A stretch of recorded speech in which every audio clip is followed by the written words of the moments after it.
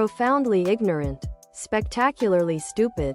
And never underestimate an old man who loves motorcycle and was born in November shirt he sits on. Never underestimate an old man who loves motorcycle and was born in November shirt. Tank top, V-neck, sweatshirt and hoodie. It's not even never underestimate an old man who loves motorcycle and was born in November shirt.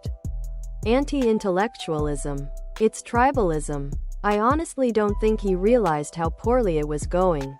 If he knew how bad it would turn out and how the entire internet would make fun of him mercilessly, he probably would have started hurling insults and turtling. Then stormed off.